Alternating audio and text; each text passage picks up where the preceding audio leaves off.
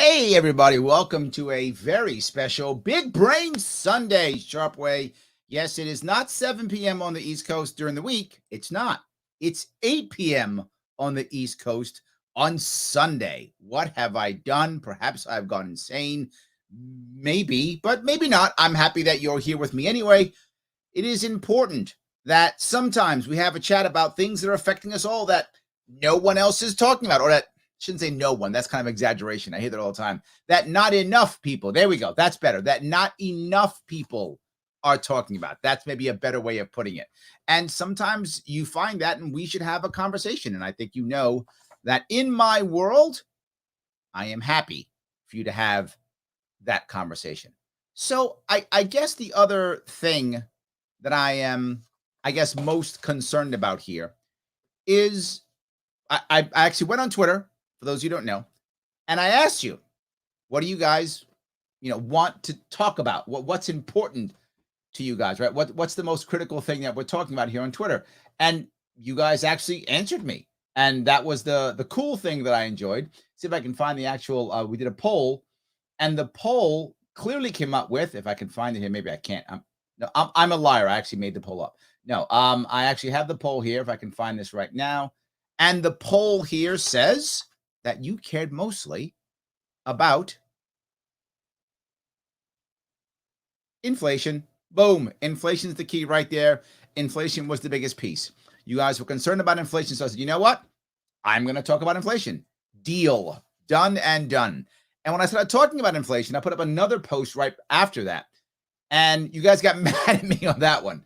That one I asked about, what are you doing to prepare for hyperinflation? Yeah, that one I thought was an interesting one. What are we doing about hyperinflation? And I thought that, well, that's not too much of a crazy question. And you guys got mad at me. The comments were, it's not hyperinflation. High inflation is different from hyperinflation and blah, blah, blah. I got a bunch of that, which I'm okay. You're right. They are different. However, what makes you think we won't go into hyperinflation? We might. We might. So what are you doing? And when I was surprised, so many people said, buying crypto. I was surprised how many people said buying crypto. Not unhappy about it, just surprised. I didn't think that was that common of a thing, but that actually was happening. So I went a bit off, but I used social media to see and to kind of poll people and see what they were thinking. And inflation's on their minds, and crypto's on your mind. These types of things are actually on your mind, which is odd because if you look at the news, and I watched, the Sunday shows this weekend, as I always do, because I'm trying to be big brain. So I try to watch the Sunday shows, and the Sunday shows, when I thought about inflation, there were, nothing on inflation, nothing. It was all Ukraine. That's it. Nothing but Ukraine. Wow. Ukraine's important. Don't get me wrong. It's important. Nothing on inflation.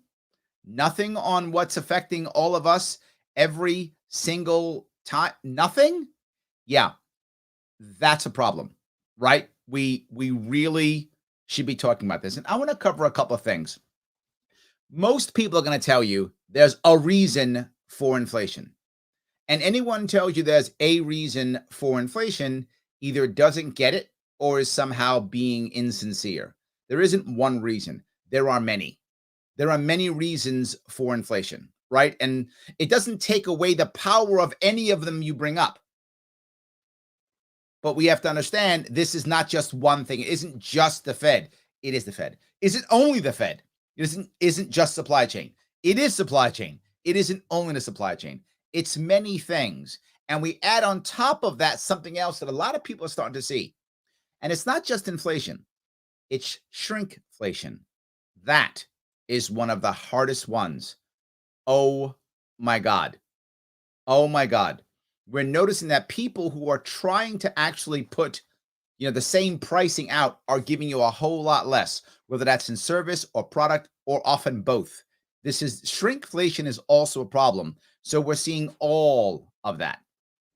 Let me grab a couple of things if I could. And the one I want to bring up here is, this was this was actually today, a Sunday Focus online on the Federal Reserve. I had a Federal Reserve is going to save us from inflation. See, because the feds care. They do. They care. I know. And right now, Pete Clark is like, yes, of course, Larry. The feds always love us. They have nothing but our best interests at heart. Well, maybe. Not sure I'm going to buy that, but I guess we'll see. I want to walk through this because this one is a good one in that it kind of expresses many parts that we can talk about. This week, the Federal Reserve announced its first interest rate hike in 3 years. Yep. And it wasn't a total shock. Experts had anticipated this quarter-point rate. Now, what some of you may or may understand, some of you, this is old hat, but you'll just enjoy talking about it, right? When the Fed begins to raise or lower interest rates, what it's basically doing, and I'm going to be generic and reductive on purpose because I don't want to have a 7-year conversation, so I'm going to do it this way, right? What's happening is they're basically deciding the cost of money. That's not 100% what it is, but it's basically that, right? They're basically saying, how much does money cost to borrow? So the higher the interest rate, the more it costs for money to borrow, it, right? So that's a critical piece. That's what they're saying. So if they raise interest rates, the price to borrow money goes higher. So people should borrow less money. That's what's supposed to happen. Forecast showing it's only the first of several hikes this year. Yep. It comes as a lot of Americans are feeling that pinch at the. Yeah. Now, this is the problem that I have about this entire issue. The Fed is supposed to control inflation. That's what it's supposed to do, control inflation. Okay, if that's your job, aren't you a little bit late? You're supposed to be the economists who know everything, who get it, who are ahead of the curve in everything. You're supposed to be that. They're not. But they're supposed to be that. And if they are, why did gas get to $6.47 a gallon or whatever it may be in your area? Why is inflation at 8% or whatever the case may be?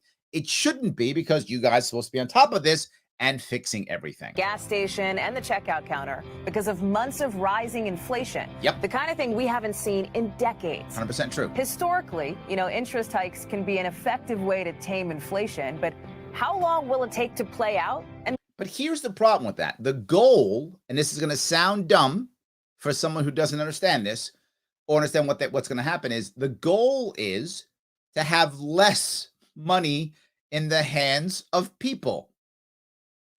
Yes, I know you're saying, wait a minute, Larry, less money? Yeah, because if they can put less money in our hands, then we'll spend less. And then there's less money out there versus goods. So inflation goes down. So starve us of money and we win. But seriously, that's what's happening. What does it mean for you? NBC's business and tech correspondent Joe Lynn Kent takes a look in our Sunday Focus. Someone's focusing. That's good. Not just you. The last time Americans saw inflation soar this high was more than 40 years ago. Yep. Ending Talking inflation Reagan. means freeing all Americans from the terror of runaway living costs. Mm-hmm. It was 1981. Yep. The Federal Reserve, chaired by Paul Volcker, hiked interest rates to record heights. I remember at that point, my parents had bought a house at that time. Worst time possible. I mean, if I'm not mistaken, their mortgage was at 12 or 13%. That was their mortgage rate, like 1980 or whenever it was, 79, 80, whenever we bought that. I forgot. I think 1980. I think that's right. I don't remember. But yes. So yes, it was like 13 or 12%. I forgot what it was. It was something like that for their mortgage rate. Unheard of now. Unheard of. After a decade of sky-high prices. The prime lending rate went back up to a crushing 20% today. The goal was to tame inflation, exacerbated by the fuel shortage of. Inflation exacerbated by a shortage. We've never seen that before. You would think we'd learn that. The 1970s that triggered long lines for gas nationwide. And they try to blame it on us as the dealer, and it certainly isn't our fault. See, and there's the issue, right? This is what you're going to find. A lot of people, particularly those who are anti-capitalism, they won't even bring this up at all. What they'll do is they will totally say it's all greedy companies and big corporations. That's what they will say. It's all these big corporations raising prices for no reason just because they're greedy. That's what they're going to say. But a lot of people raising prices are guys like that guy right there who owns this is obviously years ago, but who owned, and people like him who still own gas stations and such. They're not purposely trying to screw you. They're trying to make their own same profit margin they've always made. That's what they're trying to do. You might go, well, Larry, they should make less profit. I don't know. How do you know what the profit margins are? And why are you blaming them? It's a proven solution. Higher interest rates make it more expensive to borrow money. Here we go. Like for homes and cars, inflicting some controlled pain on the economy. So Controlled pain on the economy. Isn't that a good one? And I wonder, when they put that controlled pain on the economy, how much are the bigwigs going to pay? Yeah, that's not so much pain on them. That's pain on us. spending slows and prices come down. Here we go. Fast forward to 2022. Every week is something new. It's beef prices, it's produce, it's avocados, it's takeout containers. This is just some guy who runs a restaurant. I wanted to show you these people because what you're going to hear from the anti-capitalists is going to be, it's all about companies raising prices. It is that too. I'm not saying big business is taking advantage of this. They completely are. This goes back to my first point. It isn't only that. There's no question that some of the larger businesses who lost some money during the last 2 years of the COVID lockdowns want to make that money back and are raising prices. That's true. And they're hiding some of that raising, in the guise of inflation. Totally accurate. My point isn't that they aren't doing that. My point is it isn't only them. It is also the little guy who's getting hammered, and also the Fed, and also supply chain, and also labor. It's all of the things. And also the fact that the Fed has pumped out so much money in these last couple of years, it's almost like we can't believe it. Now it's fuel. Inflation is now. And then we said, you know what we should do? Here's what we're going to do. All those things Larry just said are true. So I'm going to teach you economy people the best. And what I'm going to do is I am going to, not take any gasoline or oil from Russia and Iran and every other place I can imagine, because boycotts help, I guess, because gas should be $20 a gallon, I guess. I don't know, whatever. Yes. Nearly 8%, the highest since Reagan was president. Yes. In every aspect, it's higher. Yes. And I want to bring up something. David brings up something good. David brings up a profit margin at a local gas station between 3 and 5 cents a gallon. The real profit for gas station comes from the junk food. David is 100% correct. I know this personally. I've dealt with people who own it. I have clients who are there. David's completely correct. They're making very little money on the gas that you buy. They're not losing money, right? But they're not making much. They're not paying their bills on the gas you buy. They're paying their bills on the chips and the soda and the water and the gum and all those things that you're buying there. That's what they're making their cash. So yes, David's 100% correct. That's why so many of these gas stations either have a service station, they make money on the service, right? Obviously, fixing your car, oil changes, things like that, and or a store. And the store is where they make all their cash. The gas is a reason to get you in the store, so you can buy all the stuff that's marked up like 3, 4, 6, 8 times, right? They're going to buy their chips for 10 cents and sell it to you for $2, right? That's where they're going to make their cash. So David's 100% correct. So the gas prices, are they probably trying to get a couple extra cents? Yes. However, one thing you see in gas prices, there are gas stations very close to each other. If they fight too much on high prices, if they don't agree in some way, shape, or form, everyone rushes to one gas station. So they can't be too outrageous unless they all agree to price gouge. Now, I guess they could, and I'm sure that's happened in the past, but it's nowhere near as easy as one might think. So yes, valid point, David. Thank you for that. I really appreciate that. Yes. So let me see if I can keep going down here if I could. Let's see here. Joe says Treasury bills yielding at 7% plus. I like that. And Josh brings up end the Jones Act. Another great thing. I'll cover Jones Act a bit later. Thank you, Josh. You brought me a little off topic, but thank you. Yes. So, all righty. And of course, Joe says to Pete Clark, $2 trillion more to flatten the curve.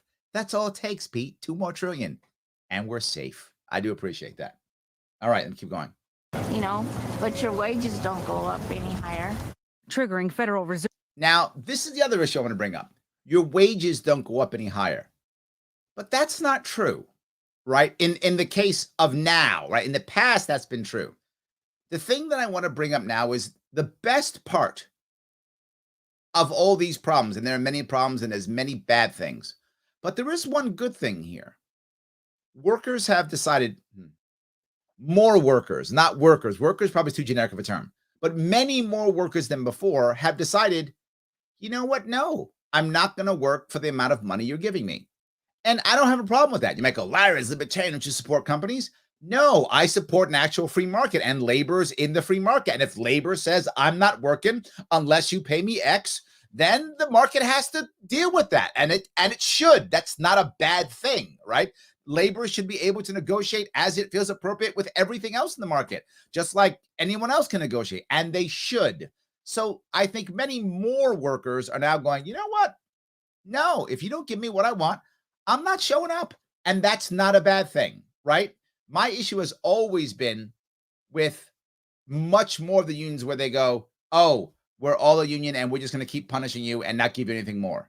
That's a problem. But when workers just go, no, you have to pay me whatever I feel I'm worth, or no, that's not a bad thing. So I think that really is that part. Workers are gaining more power. They're not where I think they should be, but I do see it going, more and more. So yes. Yeah, all right, let's do this here. Tom says, me too, bought a house in 83, 15% interest. Yes, I think my parents did in 81, and I think it was like 13 or 14%, one of those two. So something like that. Yes. Ness brings up, just got in the chat, end the Fed and inflation's gone.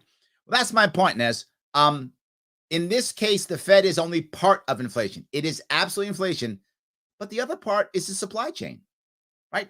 When people aren't working in the supply chain because government shuts them down, you have a scarcity of products and inflation pops up. So it is the Fed, but isn't only the Fed. And the reality of it is, and I tell this story often, and I want to make sure I tell it again because I want it to land for people. The average American has no idea what the Fed does. The average American thinks the Fed is saving us, that the Fed is a godsend, and it's helping us that there's no tomorrow. You and I, Nez, know that's not true. What I'm saying, though, is most Americans do not believe what we believe. And the story I'll tell you is I was teaching a class. It was a leadership class. That's what I do for my day job. I do have a day job. Not anymore. Now this is my day job. But when I had a day job, that's what I was doing before my governor said I was non-essential and couldn't work anymore. I would teach leadership. And one of the places I taught leadership is many government agencies, New York City agencies. And I was in one of those agencies classes. I don't want to say which one, but it was a New York City government agency. And they know who I am and what I think about, but we never bring up politics unless it's during a break and someone asks. During class, I never talk about politics, ever. It's not the right thing. I don't ever say it. So it's during a break. And the people are in the class, maybe 20 or so people in this room. They're all educated and credentialed New Yorkers, professionals, all of them. The youngest is probably 30, oldest is probably 60. So in that area, skewing more male than female, but probably 60-40. So it gives you an idea who was in the room, right? New York City residents, most of them somewhere, Westchester, Jersey, but most of New York City residents. So in that area. So it's during a break, about 20, 25 people in the room at this point. And I hear someone say, man, I'm so glad we have the Fed. This is probably 8 years ago, give or take. And he says, I'm so glad we have the Fed. They saved us during the crash, meaning the crash 2008, 2009. And I just kept my mouth shut because I'm not supposed to say anything. But the guy looks at me and other people look at me and go, right, Larry?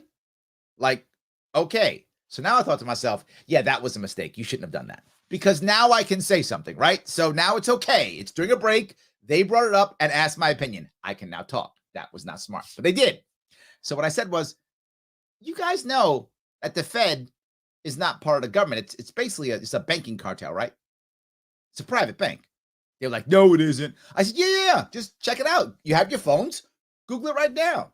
So they don't believe me. Let me check this. And all of a sudden you start hearing, what? Huh? Oh, what? Oh my God. What? Yeah. This again, room 20 to 25 educated adult professionals, credentialed professionals working for the government. All of them were government employees. Didn't know that. Not one.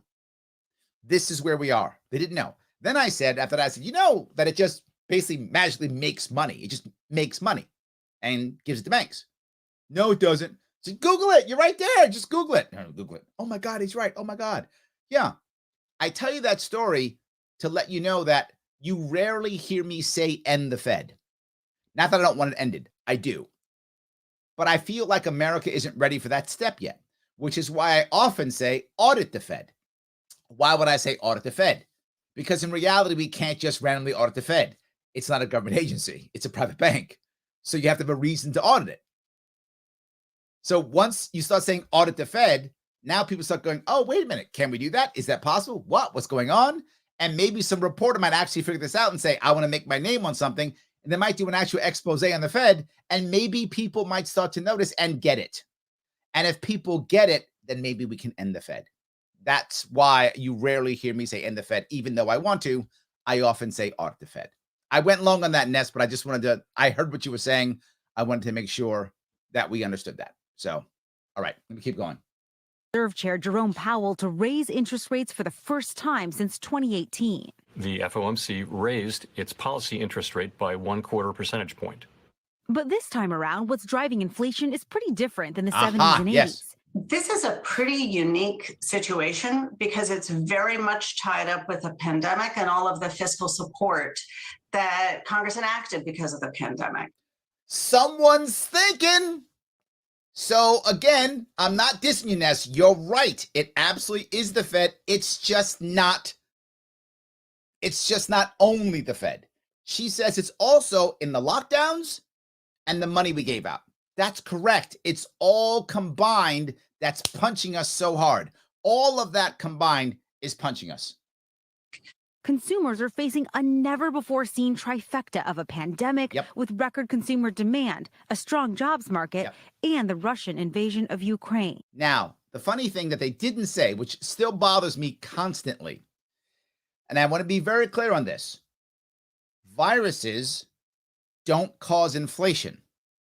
Viruses hurt and or kill people, and COVID does that. It hurts and or kills people, usually if they're over 65 with at least one comorbidity. Usually, but it can hurt and kill others, but that's what it usually does. That's what it does. It doesn't destroy businesses. It doesn't shut down companies. It doesn't destroy careers. It doesn't end schooling. That's not what viruses do.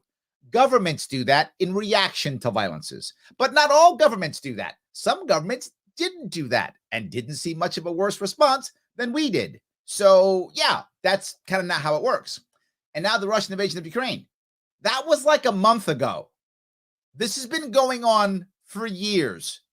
Now, don't get me wrong. Will this make things worse? Absolutely. Because again, it's not the Russian invasion that causes the inflation. It's not. Invasions can do that if it's in your country, but invasions in other countries don't always do that. What happens is the government responds to the invasion. That's again, governments do this. The fact that Russia invades Ukraine, that's terrible for Ukraine. Terrible for the world. They should not have done it, obviously. There's no way I'm saying it's a good thing. I'm not at all. What I'm saying is the fact that they invaded Ukraine doesn't all of a sudden make my gas prices $6. But then when we decide, you know what we're going to do? We're going to retain all of the other boycotts that we've had and add on top of that Russia, one of the world's largest oil exporters, because that'll get Russia. It won't. Russia will just send its oil to China instead. China won't buy some of our stuff, and China will buy Russian stuff, probably even cheaper, and we just have to pay a whole lot of money. So again, viruses don't do this. Invasions of other countries don't. Our country does, but other countries it doesn't. This is government action. So the best part, if you're in leadership right now, why you must love the invasion of Russia, you act like you hate it, but you love it, is because now all the other bad things you did or have done go away. Because as someone would yell, inflation's cause evil companies, right? You don't want to say that one? No worries. Inflation's cause Russia. It's Putin's fault. No, not true. So when the pandemic hit and money was poured into the economy by way of stimulus checks. Yeah, stimulus checks. And I want to do that. Look at that name on that, Donald Trump. And then Biden did it too. What, Larry? Are you saying both Republicans and Democrats just pump money at problems? Yes, I am saying both Republicans and Democrats throw money at problems. Yes, that's correct. And the Fed doesn't care if you're a Republican or Democrat. As long as it can keep throwing out money, it does so. So you might think, well, when my liberal Democrats get in charge, they'll fix things. Or my conservative Republicans get in charge, they'll fix things. No, they won't. The same thing will happen. And slashed interest rates, as well as money injected into the economy by the Fed, many consumers who could afford it started buying a lot more stuff. Yes. Now, here's the next thing. It's going to sound crazy. You told everybody, go home. Don't go to work. Stay home. Okay. So now I got literally tens of millions of people staying home. All right. We're not hermit crabs. It's not what we do, right? That's not what we are. So we stayed home. And we bought stuff. Why? Because we stayed home and still got paid. Because the government gave us money. Lots of it. Stimulus. The government gave us stimulus checks. The government gave us unemployment checks. The government gave us lots of checks. Here's money. Stay home. We went, this is great. I get to stay home and get money. And I can watch TV. And I can buy stuff. And buy more stuff. And we did. So now we're buying stuff, but then who's going to send the stuff to you? Who's going to make the stuff? Here comes supply chain problems. Because now people aren't making the stuff and buying the stuff and shipping this. I'm buying stuff. So I'm making the stuff and shipping the stuff. So now it costs more. That collided with supply chain problems around the world. And still, Surprise. Many of America's biggest corporations reported record profits because they raised their prices and sold more goods. Yes, they raised their price. And let me be very clear. They raised their prices and sold more goods. What they're not saying is that their profit margin was so much higher. And that's a big difference. I'm not saying the profit margin was so massively higher. Right. So if I sell 1,000 super cool special pens, these are super cool special pens. They're so super cool that usually they cost $10. That's how cool they are. I sell 1,000 of them. Cost me $7 to make one. Right. So I want to take 30% profit so that I can pay all my goods. It's that profit. 30% I make, and then I pay all my services. I pay everything. Right. So I make 30% in every pen that I sell. When I sell a pen at $10, because it cost me $7 to make it. Right. That's what I get. Life is good. Well, now all of a sudden, it doesn't cost me $7 to make it anymore. Why? I can't find workers. So now I have to hire temporary workers. Or now I have to all of a sudden put a bunch of money into automation. Or now I have to get workers from overseas. Or now I have to pay more to get workers who don't want to show up because when I was paying them $50 an hour, they didn't want to show up. So now I got to pay them $30 an hour, right? Or now I got to pay special fees to get my stuff sent over here from China, whatever. So now it doesn't cost me $7 anymore. In fact, it's double. Now it costs me $14 for this pen. That's a lot. What do? I raise my prices. I raise my prices to about $20. So now I'm making $6 per pen, but I'm still making 30%. Percentage didn't change. What if I lower my percentage? Look, I can't really make 30% anymore. I make 25%. Lower my price to say $18. Well, I still raise my price, but I'm actually making less percent even though my price is higher. Doesn't mean that I'm automatically making more percentage or more money because my price is higher. Doesn't mean that necessarily. But not just that.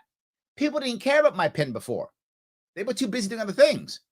But now they're home and they're bored and they want to draw with a cool pen. So I used to sell 100 of these pens. Now I sell 200 of these pens because people are home bored and think, why not? I'll buy Larry's cool pen for $18 because the government's giving me money. I'll buy his pen. So they buy more of my pens for $18. I raised my price by $8, but I make a lower percentage. But I sold double the amount of pens. Therefore, I made more profit. So it doesn't automatically mean that because a company made more profit, that they were somehow gouging you. Also, doesn't mean they're not gouging you. I'm saying the assumption is if a company makes more profit, the assumption that they're saying or what they're trying to imply is that by default, you're being gouged. No, they might be making more money because they're selling more stuff. Part of that, without question, is what Amazon's doing. Amazon's also raising prices. However, Amazon's selling a whole lot more stuff, so they're going to make more profit because more people are buying on Amazon. I don't mean to be crazy about this, but I'm just being clear that we shouldn't assume because they say this, that means it's bad. And I think that's my point. So yes. All right. Nez says, I think what happened with the stimulus checks and increasing demand is a good example of how Say's law. I agree. 100%. Yes. All right. DJ L7, how are you, my friend? Amazon's very restrictive on sellers and its agreements with China. It's cheaper for people from China to mail you an item than me, even though I'm in the same city. Oh, I didn't even know that. It's interesting. But again, they had these agreements prior to COVID, right? So they still have them now. That's an issue, right? They still have them now. Yes. All right. Roman says, Larry, why does the government figure by printing more money they can solve the inflation problem? I don't think that's what they think at all, Roman. I think what they think is we can print more money as a band-aid to keep the people satisfied. Then once the people are pacified, we can then raise interest rates, squeeze them a little bit with the right problem, like, oh, Ukraine and fight for them, or COVID or whatever, and the people will get squeezed a bit, and then that will bring inflation down. I don't think they think printing more money solves inflation. Printing more money pacifies the population, and then later we pay for it. And when we pay for it, remember what always happens when we pay for it. There'll be some form of either recession or depression, and when that happens, the wealthy will buy up all of our goods, and the wealth gap will get bigger. There are many reasons why the wealth gap keeps getting bigger, but the number one reason is recessions like 2008, what's coming in whatever 2021 or whenever that's 2023, whenever that's coming, and then the 2001, all of those bubbles, the middle class loses and the upper class wins because they have cash and they buy up all the assets of the middle class. And for those of you who don't know, in case you're unclear how this actually works, there's a thing called burning your books. Financial advisors have this, right? Say there'd be some financial advisor, and for the sake of argument, the financial advisor has 100 clients. The financial advisor she has, say the top 10% of her clients are her top tier client, and she's going to make that a certain number. For example, she might say, my top tier client is people who have $10 million of assets and more, right? And everyone else is considered a lower tier client. Or she might be 2 million, depends upon the financial advisor, whatever that number is. Sake of this argument, she's a financial advisor. She says $10 million is her people who are valuable or top tier. Well, she knows that the economy is going to go. She gets it. She already knows. Her people are telling her. So what does she do? I'm not making this up. She tells her top 10%, recession's coming, get into cash, liquidate, become liquid, sell some of your stuff, have some stuff liquid, and they change what's happening so that the wealthy will have more stuff in liquid so that they can then put it into trusts and they can put it into funds, which are usually blind, meaning I shouldn't say blind, which are make it to where people don't know where the money's coming from, right? It's a fund that they'll put their money in, a hedge fund, they'll put their money in, and they'll be sitting there liquid. Now the crash comes. Now she says, oh, all my other people, the crash is coming. We got to sell some of your stuff, get rid of stuff, prepare you for this crash that I didn't see coming, that nobody saw coming. Remember, nobody ever saw coming? Nobody saw it coming. Well, she saw it coming. They all saw it coming. So then all the people who are her bottom 90%, it's called burning your books. They all start selling all their assets. Well, who are they going to sell them to? The people who are liquid. They all buy them. Well, they're going to buy them at a high price. No, they're not. It's a fire sale. They sell it at low price.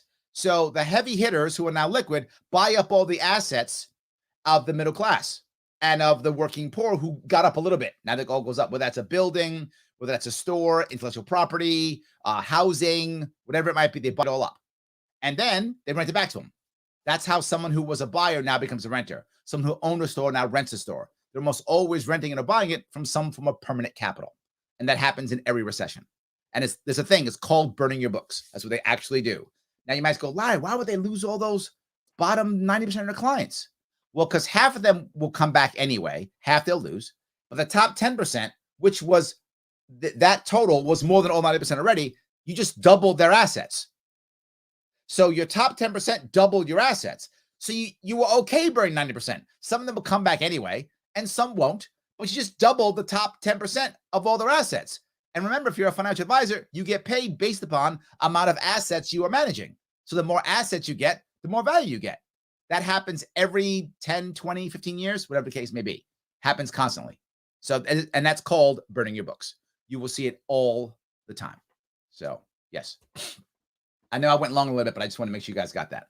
Do you think that companies are raising prices because they can, just by the laws of supply and demand? Look at how she smiles. We said, because they can. Like, how dare these companies try to make some cash? They are facing an extraordinary increase in demand for their goods. Yep. And lo and behold, in response, they're raising prices. That is raising profits, just as you'd expect that any company seeing a big demand for its goods should become more profitable. Yes. The Fed says inflation is expected to be high through this summer before coming down sharply next year. What is your message? Yeah, the issue is most people think that inflation is going to stay bad until next year. How bad is this going to get? Some of you got mad at me for even bringing up hyperinflation. That could happen. We don't know. You're assuming this guy here on the right knows what he's doing. I'm not assuming that. To consumers out there who can no longer afford the basics. We very much take to heart that it's our obligation to restore price stability, bring inflation back down.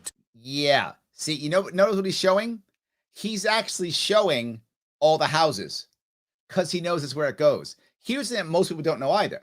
The average person who is either middle class or working poor, what is their best chance of being able to step up in life, right? To do well? The best chance is almost always home ownership and or real estate. That's not 100% rule, obviously. That's the best chance. People make money all different ways. But the biggest chunk is going to be home or land ownership.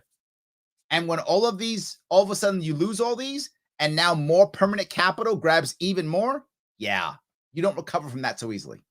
To more normal levels, which our target is 2%.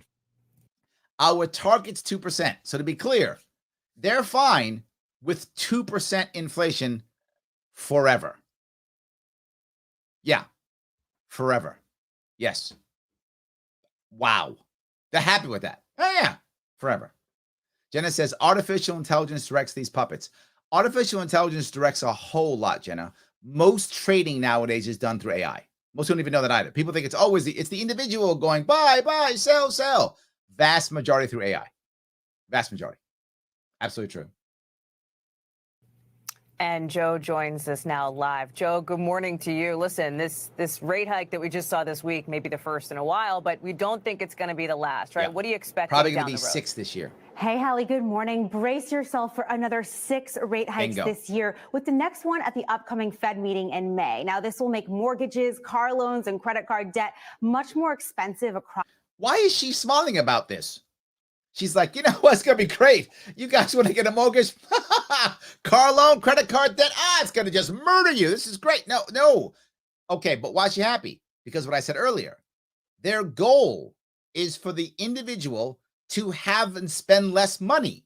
Now, Larry, so what's your answer, smarty pants? What's your answer? Well, I'm going to go the opposite way. There are 2 ideas you can have here. One is hers, which is, well, not her idea, but what she's so happy about. You have less money to spend. That absolutely will work. That is a way. I would say instead of trying to stop the money from the individual, instead, let people work more to create more products and to create more services. See, the reason is there's not enough money for the demand of products and services. Well, if you make more products and services, that also works. So I don't know, how about we support gig workers? Like instead of trying to punish them and punish companies who support them, why don't we help them out? Why don't we help out the gig workers? How about that? Why don't we help out people trying to start businesses instead of punishing them? How about that? Why don't we stop punishing the little guy who tries to grow his own grow or harvest his own harvest? How about that? Imagine if we do that instead. Why don't we instead say something like, if you're a new business in the next 5 years, you don't pay any payroll tax for the next 3. Or maybe we cut your business tax if you have less than 10 employees for the next 3 years. All of those things. If you're a gig employee, why don't we stop punishing you and other companies who support you and instead support you? Instead, that might be better. Stop attacking all the people who have side hustles. Side hustles are literally more services and more products. If you create more products and services, then inflation goes down. See, they're only controlling the money and punishing you. I'm saying let us go out and make more.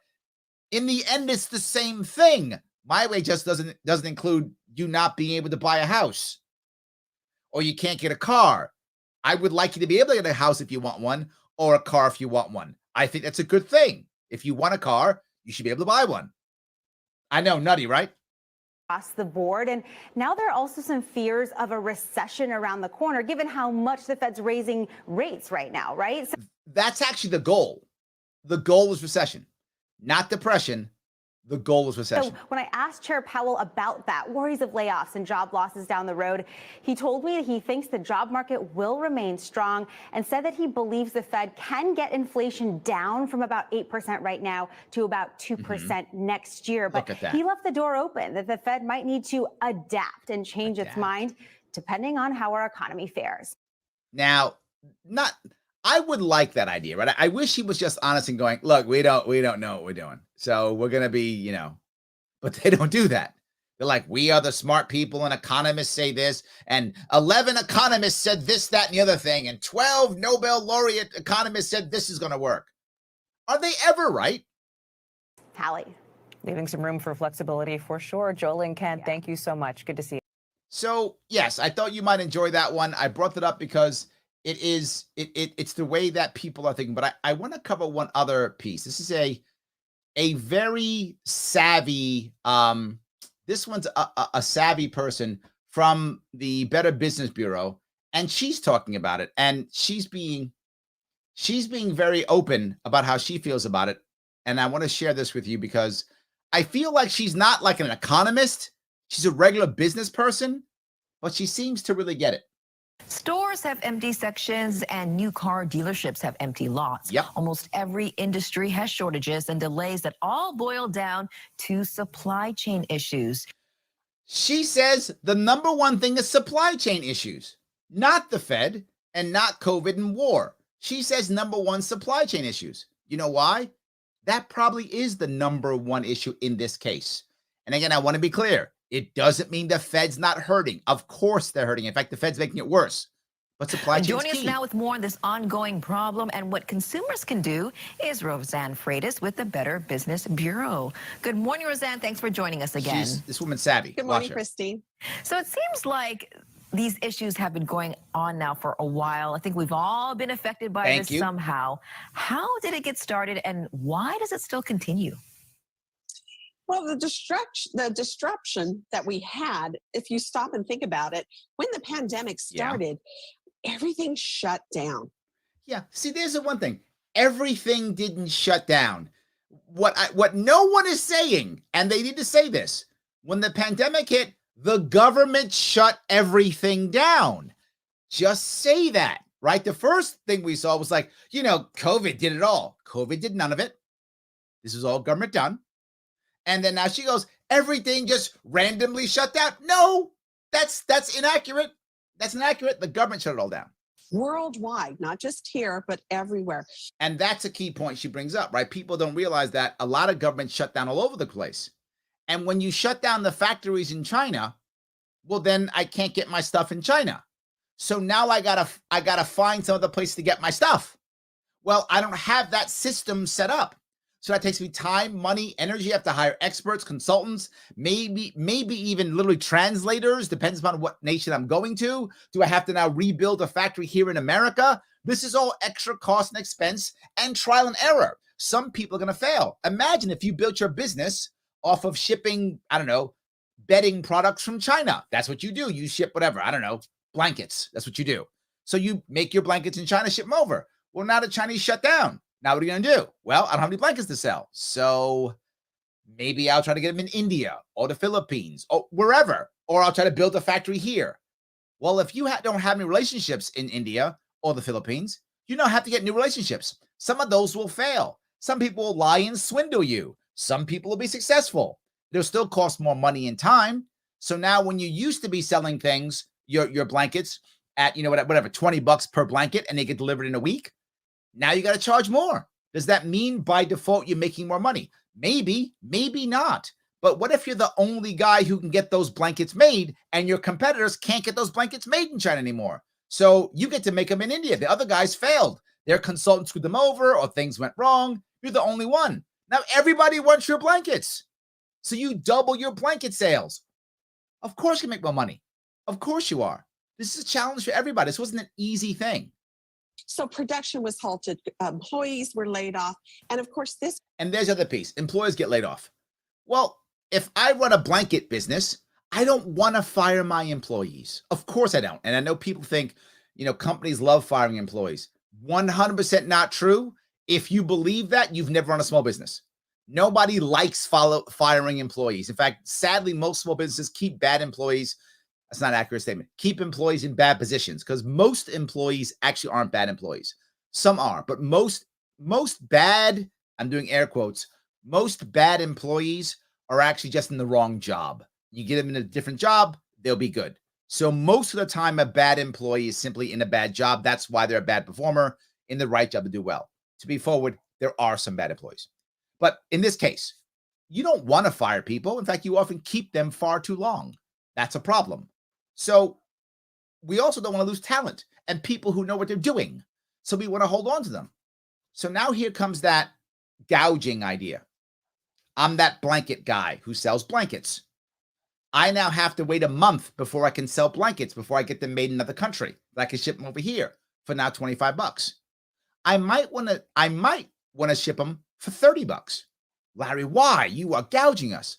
Because for the last month, I've been paying my employees salaries and benefits and all the office space and making no money. So I went into debt for a full month. I want to pay my debt off. So I have to raise my prices to pay off my debt. It doesn't mean I'm trying to gouge. It means I'm trying to keep my company afloat and service my debt that I've taken on for the month or two that I couldn't sell any blankets. Now, what about my competition who failed to get their blankets from India and now they're moving to the Philippines? Well, they've got 3 months without any blankets. They haven't sold anything. They probably had to lay some people off. Well, now they want to hire those people back. Well, those people don't want to come back. Why? Because they could stay home and get paid. So they don't want to come back. So now I got to pay them extra to get them back. So I've lost 3 months of selling blankets and I've got to pay my people more money to get them back. Or I have to hire new people who don't know my system. So I have to train those people. So now I'm losing 4 or 5 months. Yeah, I'm going to raise my prices just to service my debt and my new expenses that I have. What about the third blanket guy who failed in India and couldn't get it done in the Philippines? He's going to build it here in America. So he builds a plant in America. How much did he spend for that? He went into debt for that. Now, now he's got to hire his leaders back. Hey, Susie, come on back and run this thing for me. Larry, I love you, but I'm going to come back now. I got to do this, blah, blah. Changes everything. So now I got to send even more money for that. Again and again and again. It doesn't necessarily mean that the person is gouging you. Again, they might be, but they're raising prices for other reasons. It's resulted in fewer goods being produced. But then our demand also changed at the same time because now we weren't doing our normal activities. Yep.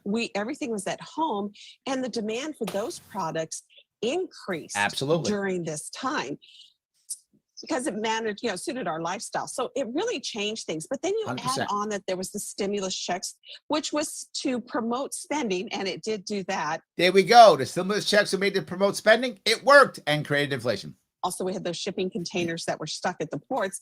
And of course, again, the thing we keep hearing about is the labor shortage. Absolutely. But around the globe and here, production continues to be hampered by those labor shortages and the materials. Yep. So manufacturing is kind of happening in spurts. But when one link in that supply chain gets broken, it just has the effect on everything else. That's exactly my point. I don't want us saying it's Russia, it's COVID, it's the Fed. It's all those things, but more importantly, it's labor shortage and supply chain issues heavily based upon government lockdowns and labor shortage and government action, which encourage people to not go back to work afterwards. It's like a domino effect. Yes, so it is there any way to determine how long these issues could last? It's really hard. Some economists say that they think it could end at the end of 22. Yep. However, Some going to others think this 2023. problem will continue into next year. Absolutely. Now, of course, Kenneth brings up another piece. Labor shortage caused by vaccine mandates. Yes. Now, to be forward, I'm against that concept. However, to be very forward, you can, if it was just that only, it wouldn't be crazy, right? Again, that's another thing where it's not just that. But all that did was make things worse. There was already a labor shortage. Now you put mandates on top of people, boom, makes it worse. And because it's a domino effect, you might go, well, Larry, I mean, what percentage of workers, lost their job from vaccine mandates? Not that many before, percentage-wise, perhaps 1 or 2%. It wasn't that high. But when you've already got everything else, Ken, and now you add this, it's multiplied, right? Now it's multiplied. So these mandates made things even worse. You just multiplied the problems. Yes. Because we still don't have enough workers to unload those goods piled up at the ports, or enough truckers even to distribute all these goods across the United States. And even though COVID-19 restrictions are easing, remember, we were in it for 2 years, so it is going to take time to make up. It takes time to make up, and that's why the prices are going up. Job says, I can guarantee you local bar and restaurant owners here didn't close their own businesses to welcoming consumers on their own. Thank you. Thank you. Of course not. Yes. Since it could take some time, what should consumers keep in mind as we continue to deal with these issues? The number one thing to keep in mind is we need to be patient. Not sure I like that answer. Businesses are being hit at every angle, and it's going to take longer to get their products to you, the consumer, or to get seated at a restaurant. Here's a good point. Be patient with those employees. Okay. They are working hard. I do want to cover that, because I think she's right? And we shouldn't be so mad at the employees, right? They're overworked. They got problems. We don't need to be mad at them. That part, I think she's right. But I don't like the patience on 2 weeks to flatten the curve. We've been hearing that for a long time. So the last piece I'll bring up here, this is what anti-capitalists are talking about and the story they're telling. And this is one of their champions, right? Is some of you may know him. It's Dr. Richard Wolff. He is going to give you from Democracy at Work. He's going to tell you that the problem is all capitalism. I want you to hear this because you're going to hear this. So you should know how to handle it. Here's the story. Tell me the story. The basic story. The basic story. Corporations see now the need, and in some cases, the desperate need to jack up their profits. Now, he just says the need and desperate need to jack up their profits. Be clear on that. He just said it. He admitted what I was talking about earlier. There are a lot of companies that suffered, particularly small ones. Many companies, particularly small and medium ones, had a really rough time over the last 2 years. Yep. The crash of 2020. Yep. The pandemic of the last 2 years. But those two things are the same. That's the one thing he's not saying. The crash of 2020 was because of the government, right? The government made that happen. To be clear on that, the government made that happen. So how do we know that? Look at Sweden. That's how we know that to be true. That's what actually happened. Yes. We've never had a pandemic in public health and an economic crash at the same time. It was really hard. And many of these companies did not get the kinds of profits they anticipated. This is true, right? He's right. So some of them got no profits. In fact, if I look through, I was in Manhattan today, downtown Manhattan, look around, many of them are out of business. They're gone, right? There was some of you may, if you live in Manhattan, you know what I'm talking about. Downtown in the court building, when I used to do a lot of consulting for defense attorneys, there was a Thai restaurant near the courthouse that I would go to during lunch. It was a lunch break. We'd go after when they go on recess. We'd go to the Thai restaurant. Gone. Saw it today. Out of business.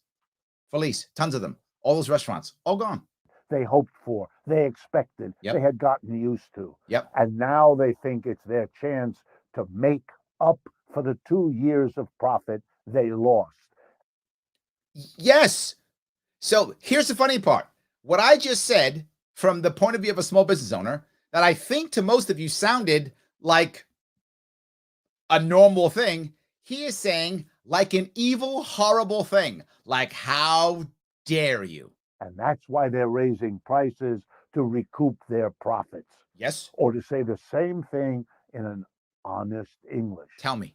They're ripping us all off as buyers. So they're ripping us all off because they're raising prices. Do you understand that narrative? I explained to you how they have to pay more in every way. That's why I told you this before I wanted to show you this. So you understood what I was saying. He says they're ripping us all off. Are these raising prices for nothing? No, they have all kinds of issues, concerns, labor, finding new resources, shipping. You just saw 2 videos explaining all the things that a small business owner has to go through. And I showed you 2 small business owners who were struggling. And he goes, ripping us off. This is the story you're going to be told. It's not true. It's a spin. To recoup what happened to them. As if the buying public, you and me, also didn't suffer the last 2 years. Yes, but it wasn't their fault either, was it? It was what you love, which is government so much, that did it. All kinds of economic, political, psychological, medical difficulties. Which were, again, I'll say again, exacerbated by government lockdowns. All of those, yes. We too want to make up what we lost. Yes, we do. But they can use inflation to do it. And the irony is, it makes life even harder for us.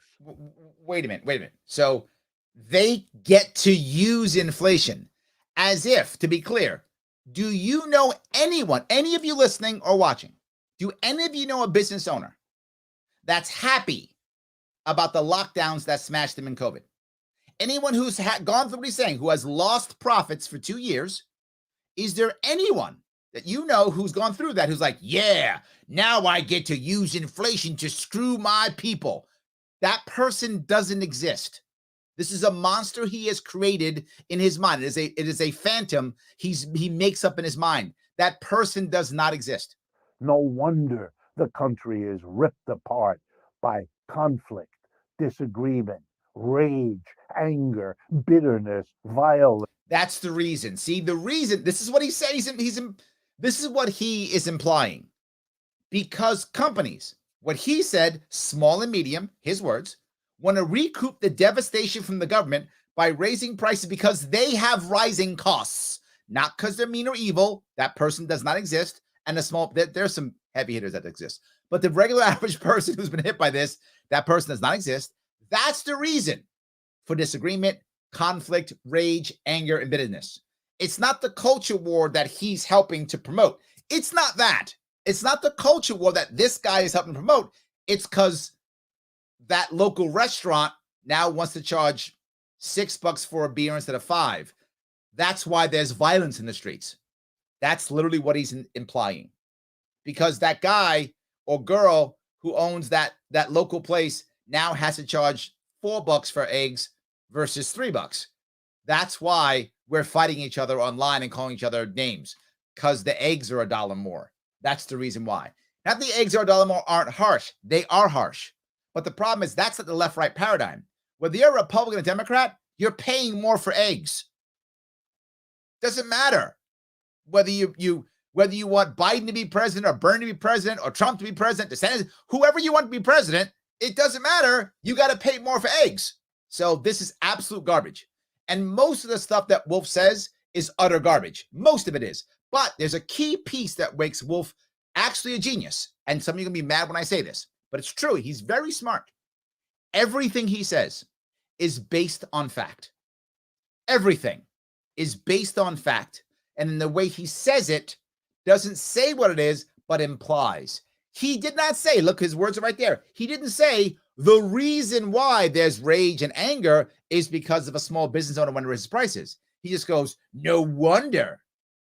So he implies it. So if you already don't like capitalism, see, it's business owners trying to raise profits because profits are evil. It's brilliant. It's not all about Mr. Trump. It's not even significantly about that. Now, to be clear, this came out today, and he says, Mr. Trump. He may not know this, but to be forward, Trump is not the president anymore. I'm just saying, he brought up Trump. Again, knowing that if he brings up Trump, and for those of you who don't spend a lot of time around people who are Democrats or left, bringing up Trump is very good. Because the one thing that will unite most people who are either left or left-leaning or Democrats is the hatred of Trump. That will unite them like there's no tomorrow. So just bring up Trump, bloom, we're all together now. It's a smart move. Again, he's brilliant. It's about much deeper problems that this economy has symbolized now very clearly, very sharply. Now I love that. Who does he put up? Marx. Because Marx has all the answers. He puts that up right there. Brilliant. And by the way, the name of this site is Democracy at Work. And who do you put up? Karl Marx. Of course. Because what goes together closer, democracy, than Karl Marx? Of course. By an inflation. The working class of America. Yeah. The vast majority of people who are employees. That's true. They don't set prices. They don't. They have the prices set over them. Look at that. If only the employees set the prices. So the employees just go, it's all free. But they do set a price. This is my point earlier. Their labor, right? Employees do set the price of their labor. And I think you're finding more and more people standing up and going, nah, I'm not. You're seeing people unionize in Amazon. You're seeing more people do this. Prices are dictated by a tiny minority. Look at that. The dictatorship of that class of people. Look at that. You own a bar like that guy we saw earlier and that Joe was talking about. And you decide that your beer needs to be $6 and not $5 or whatever you charge for your specialty beer, whatever you charge. You are a dictator. And and you're a special dictatorship class. That's his words. Do you see his disdain for the small business owner? Yet that's what has made America great more than anything else, is the small business owner innovating, entrepreneurship, growing, taking that small business and getting. How many of you, either you personally or you know somebody, who went to college because their mom or dad owned a small business and made enough money to put them through college? Oh my God, that's like every other kid's American story, right? It's so common that happened, right? My mom and dad worked real hard, got me into college, and I got a good job, whatever. Happens all the time. This guy hates that person. How dare you open up a local business? Psh, you're a dictatorship, class warfare. As administered to the American working class after 2 years of COVID and 2 years of stunning economic lack of activity. Yes. And who did that? That would be government did that you support so much. You're right. Again, everything he talks about is absolutely based on fact. He doesn't make this up, right? He based it on fact and then extrapolates out of nowhere and just links stuff together that shouldn't link. He goes, it's all bad, so it's all not your fault? A very harsh slap in the face. Gotcha. That's what the inflation is. I want you to see that. That's what the inflation is. So what he's implying is the inflation is not the Fed, what he's implying. It's not at all broken supply chain. That's what he's saying. It's not that. What it is greedy corporations, particularly small and medium-sized ones. That's what he's saying here. Do you imagine how bad this is? Why do I show you this? Because this video has tens of thousands of views. And this channel has hundreds of thousands of likes. People are watching this and believing it. That's an issue. We have to work on this. You're coming out of COVID. You're coming out of the crash. Well, here's a new burden for you. We're going to slap you with an inflation. We're going to slap you with an inflation. That's his words. I'm not making this up. So he's like, see these business owners? They said, this'll get her. We're going to slap you. But you don't talk about the punishment that those people have taken. And this is a personal issue for me. For those of you who know my personal story on how I went under after 2008 crash, and I had to reboot my entire business from scratch. Every time I see a store owner, a store for rent with half of the stuff still in it, if not all of it still in it, I know if all that stuff is still there, that person didn't move the store. That person just went under and they just left it as is. They couldn't sell it. They left it right there and they walked away. That's a broken dream. Every time I see store for rent with stuff in it, I just see somebody's broken dream. Somebody who wanted to better themselves and make a better life for themselves, their family and friends, and it's broken. That's what I see because it was me. I know how that feels. I sold off a business. I got lucky. One business I sold off when it was failing.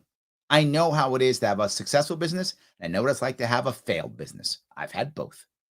And it sucks. And it's not, and no one's trying to be mean. They're hurt and broken. And some of those people will never try again. Some of them are so heartbroken and so crashed and so crushed, they will never do it again. Their soul is crushed. And this guy's going, look at these mean people slapping you with inflation. I would argue that many of them are doing it because they're trying desperately to stay alive from horrible government intervention that he would support at every level. He is the reason and the problem, and he blames someone else. This is the issue. This is the biggest issue. A decent society, one that actually believed all that talk about we're in it all together. Okay. We're going to get through this all together. Yeah. These are virtual quotes from President Biden and people like that. Remember that guys like him, Biden, nowhere near left enough for him. Let's be clear. For some of you who are on the left, you know that already. But if you lean right or on the right, you're going to be shocked to think this guy thinks Biden is nowhere near left enough. Like, he basically thinks Biden's a Republican, which in certain cases he is. But that isn't the point. My point is he sees Biden as not even close to left enough. A decent society could not and would not dare to whack its population with an inflation. He acts as if we just purposefully meaning attacking him. Like we just attack people. Some of you are business owners or have worked for businesses. I've been both. I don't remember ever my boss is going, let's whack our customers with inflation. I remember that literally never. I've been an officer in a public company. I don't remember that in the board meetings. We all got our mustaches and black hats and we twist our mustache, go, now we'll get them. I don't remember that ever happening once. After putting it through a failed preparation for this disease, that's kind of true. Failed program to deal with it. Yes. I want to remind you, the United States has among the very worst records in coping with this virus. He's not wrong. And we locked down stuff all over the place. He's not wrong. We did a terrible job of it because we locked everything down and destroyed ourselves. That's true. He's not wrong. The whole world. To follow that up with an inflation. I love that. Again, based on something real and to follow it up with an inflation. Terrible. My goodness. You are asking for trouble. Oh, now he's beyond anything we have seen so far. Inflation is not some detail about the economy.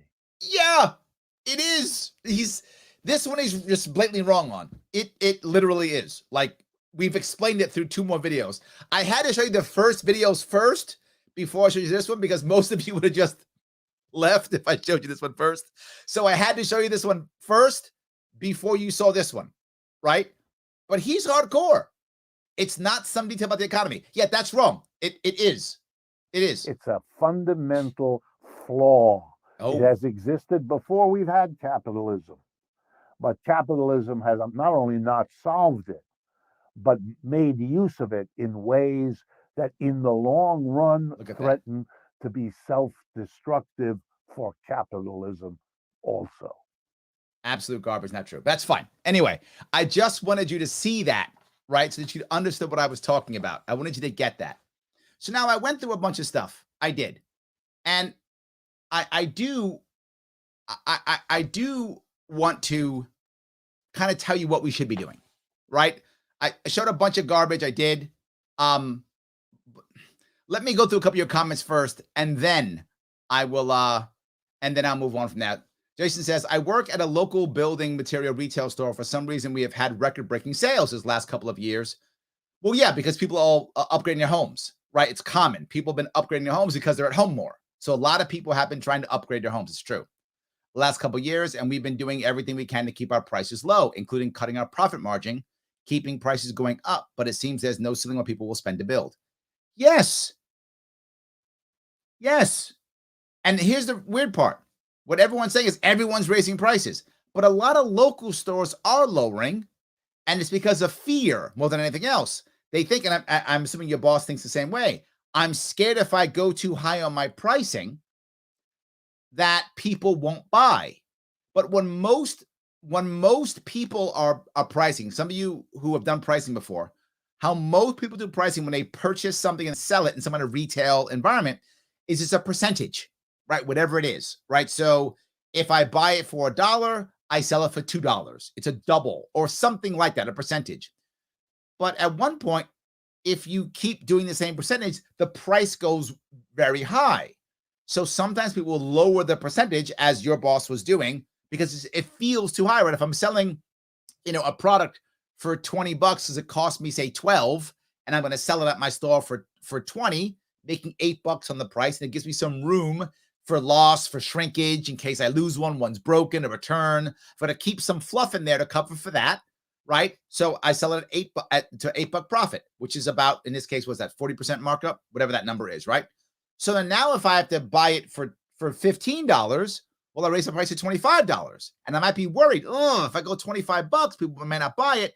I'll just go 22. So I still make the $8, but my percentage is lower. So I can still deal with my issues. But if I sell more of them, I'll still make more profit.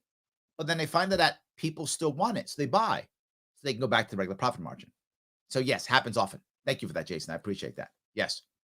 So, all right. Sam says, and he is considered an expert in socialism and communist circles. Yes, you are totally right, Sam. He is the man. For those you don't know, Wolf is like the man. Like if you're a communist or you're a socialist, you know who he is. You want him on your shows. You think he's awesome. You're totally correct, Sam. He is the man if you are in the communist or socialist circles. Absolutely correct. Thank you. He says, I've heard him in debates and he makes me cringe. Yeah, I know. But he is smart. So, yes. Ken, of course, goes. His name is Richard. How fitting. Nicely done. Yes. So, Jason continues. I also know that some of our contractors minimize their profit margin to keep the overall price down. Yes, absolutely. Totally true. Yes. Joe says, how does this get any views? Because there are a lot of people who want to believe that, so they do. That's the reality. People want to believe it, so they do, because it fits their narrative. So they go, yes, great, yes, yes. So good. All right. Kirsten says, the way he calls it an inflation reminds me of people who think Bitcoin exists as a physical coin. Yes. He just sounds like he doesn't know what an inflation is, because he doesn't. He actually doesn't. Yes.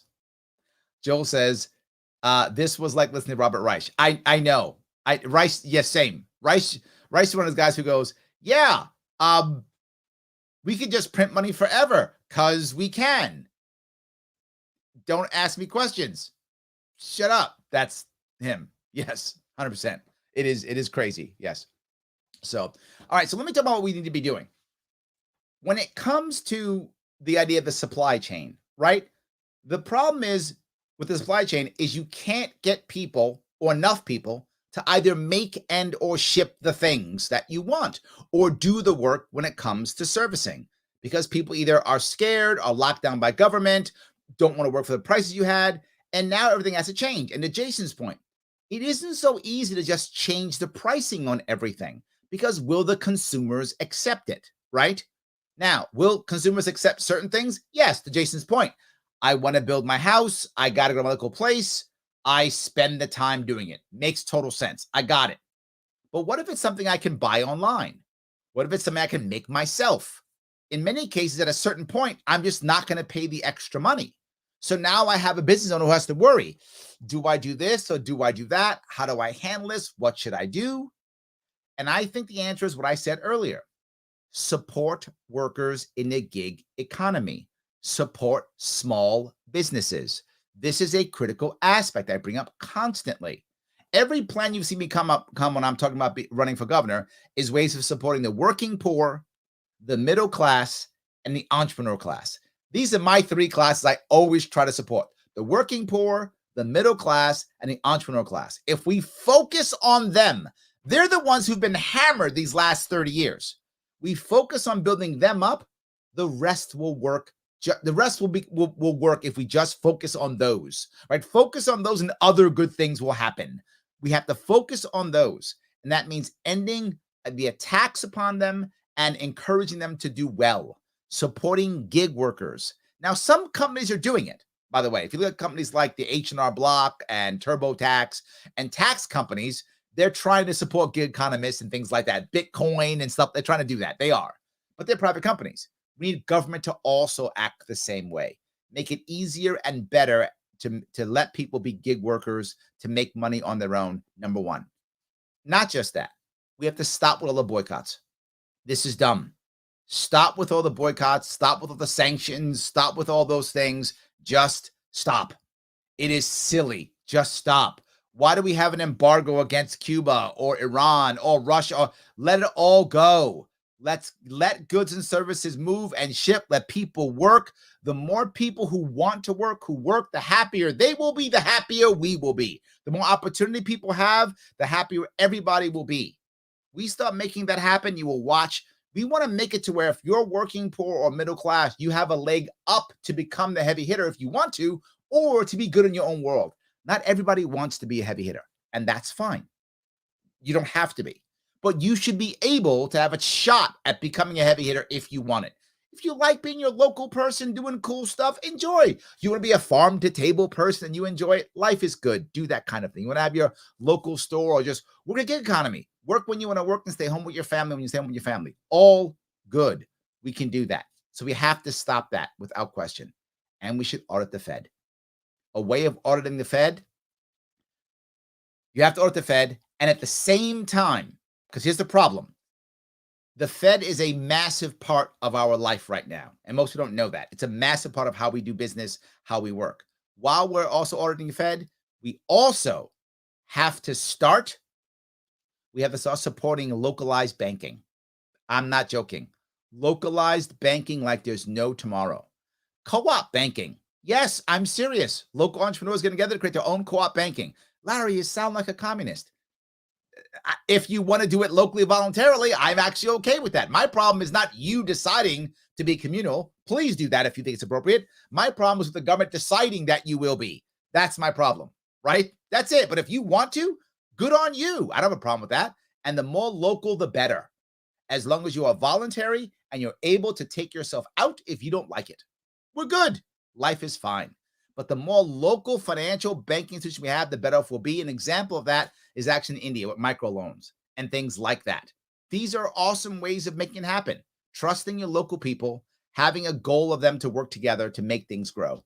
Having local people investing in your business so they want it to survive. They want to thrive because local people are investing in it.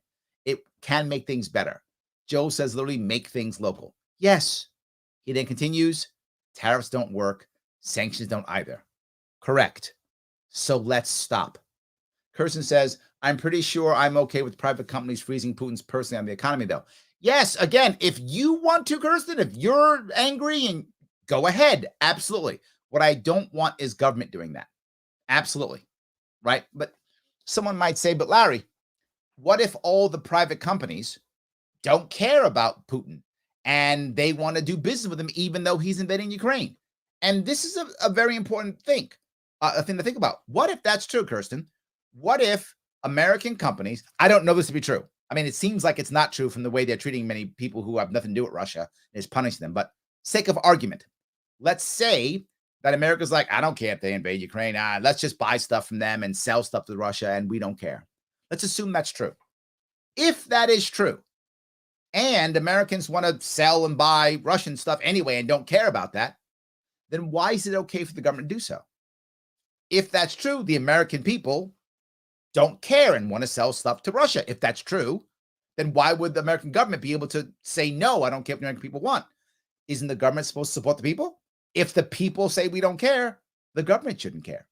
Now, I don't think that's true. I think that people do care. That's my opinion. But again, if private companies could, we would know that because some private companies would. And we would know those who care would say, I'm not doing business with Russia because I don't care. And I'm fine with that. My issue is government deciding for us. There are people who will decide what they want to decide with their own company. And that's it. So I hope that was clear. So, all right. Ken says credit unions. Yes.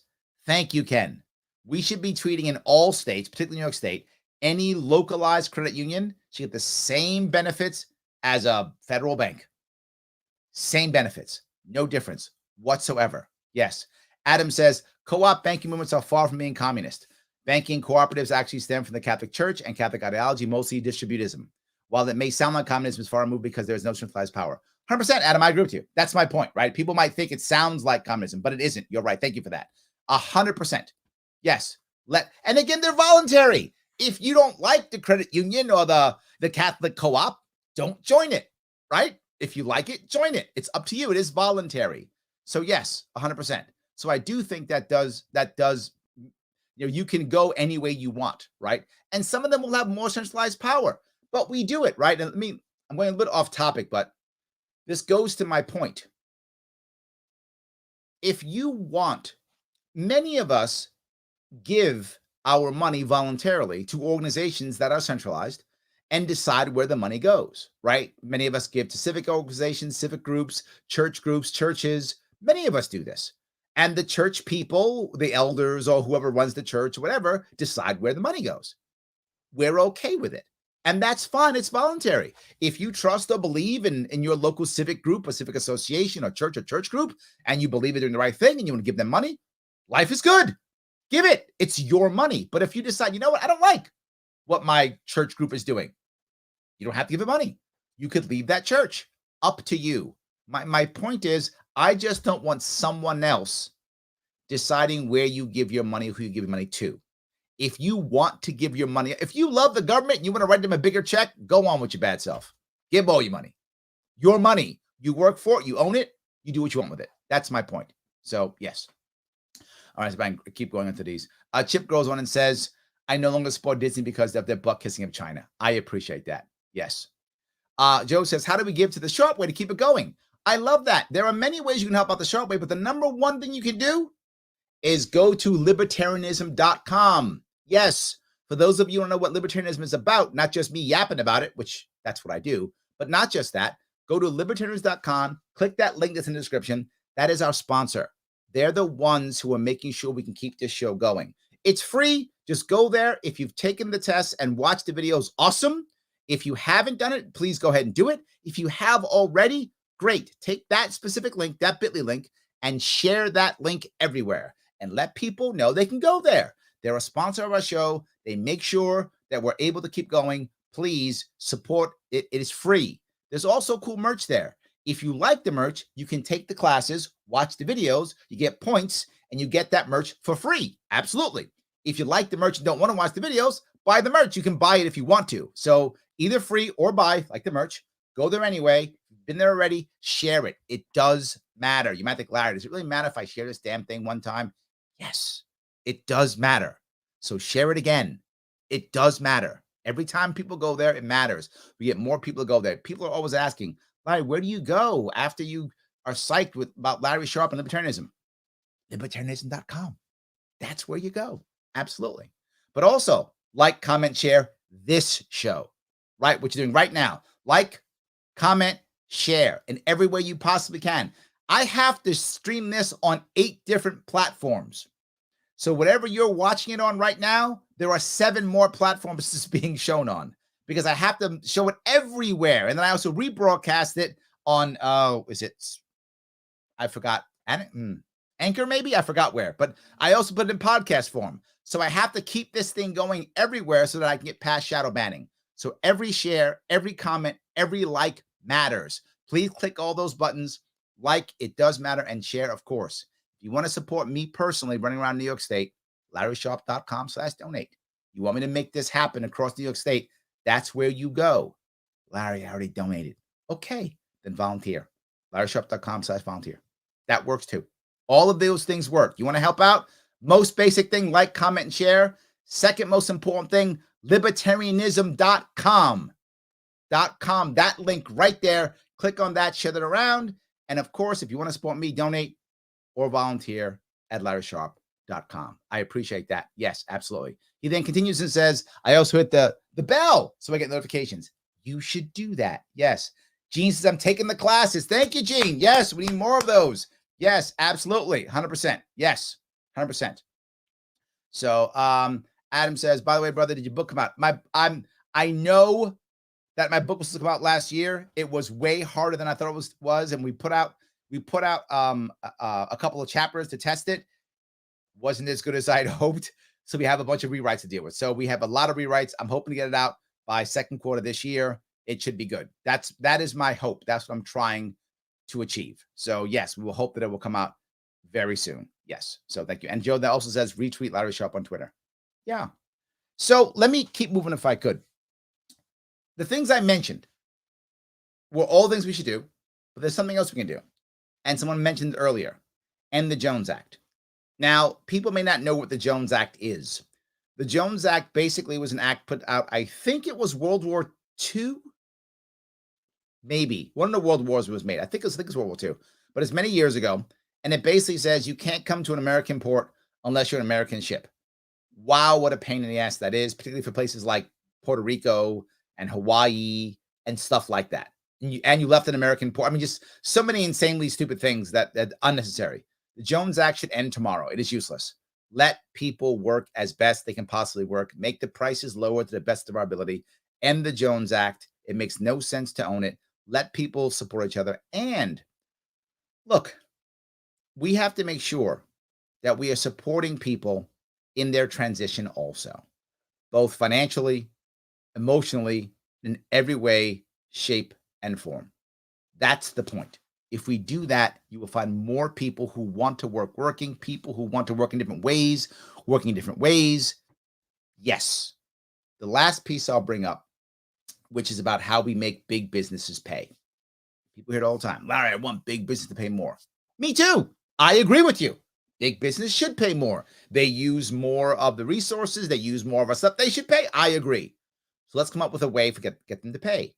And you see in all my policies, I always find a way for big businesses to voluntarily pay more for the infrastructure they use, right? You see it all the time. Leasing naming rights to bridges and tunnels, right? Bringing freight into New York City to create freight lines in New York City. Sponsoring roads to repair roads, right? All those things. They're using the infrastructure. Let's get them to pay for it. And you might say, Larry, how are they going to pay for all the billions? Is it just Amazon, I think? Just Amazon has a $10 billion yearly marketing budget. Just marketing, $10 billion. Just one company. There are many companies that have marketing budgets that large.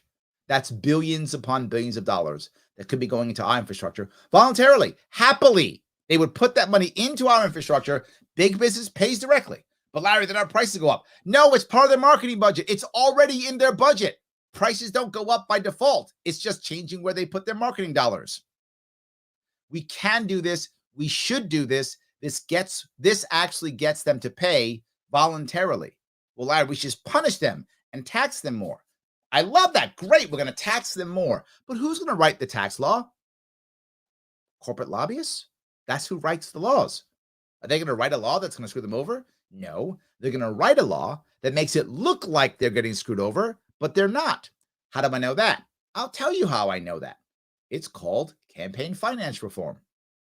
We have the most regulated campaign finance that we've ever had in the history of our country today.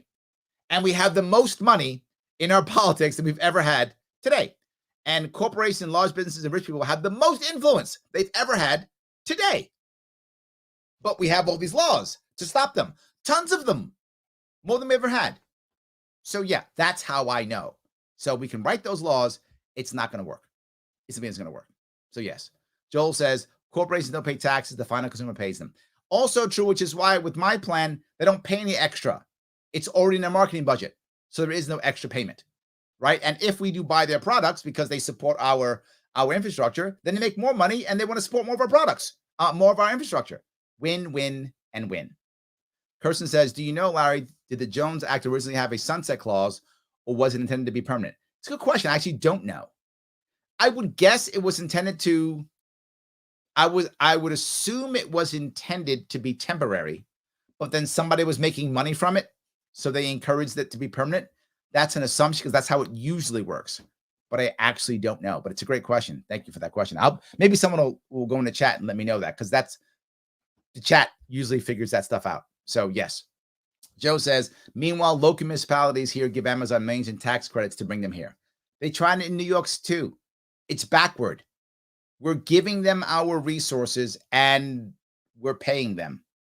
It's completely backward.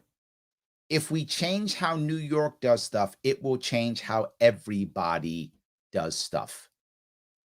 Everybody will change if we change. These policies really matter. Guys, I hope you enjoyed the Big Brain Sunday. I hope we feel like we got our brains bigger. That'd be awesome if it is. I hope it did. I'm going to try to keep doing this. And we're going to be talking about inflation also tomorrow and Tuesday. So we're going to keep this inflation talk for a bit, chatting about it, how it works, supply chain, all those things, keeping it for a while. I hope this will be entertaining and educational. I hope both. And you guys can keep posting, and let's focus on this topic for a bit. Thank you so much. I will see you all tomorrow.